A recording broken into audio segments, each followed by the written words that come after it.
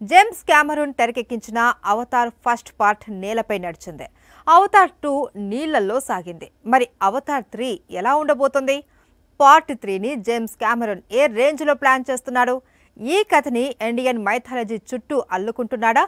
పంచభూతాలే Avatar 3కి పునాదిగా మారాయా? Take a look. ఇండియాలో జేమ్స్ కెమెరూన్ సినిమాలకు ఫుల్ డిమాండ్ ఉంది. దానికి మెయిన్ రీజన్ ఇండియన్ మైథాలజీ నుంచి కథల్ని తీసుకోవడమే. అవతార్ కథకు పంచభూతాలే స్ఫూర్తి. మొదటి భాగాన్ని నేలపై, సెకండ్ పార్ట్ ని నీళ్లలో సాగించాడు.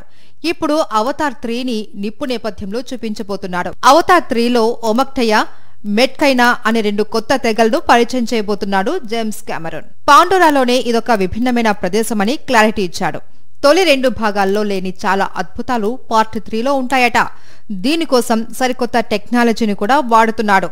పంచభూతాల్లో మిగిలినవి ఆకాశం, వాయువు మాత్రమే. 4-5 పార్ట్స్ లో వాటినే చూపించబోతున్నాడు డైరెక్టర్. చివరి పార్ట్ లో మాత్రం ఇండియన్ పురాణాలను మెయిన్ గా హైలైట్ చేస్తాడట. దానికోసం ఇండియాలో ఓ పెద్ద షెడ్యూల్ ని ప్లాన్ చేసినట్లు తెలుస్తోంది.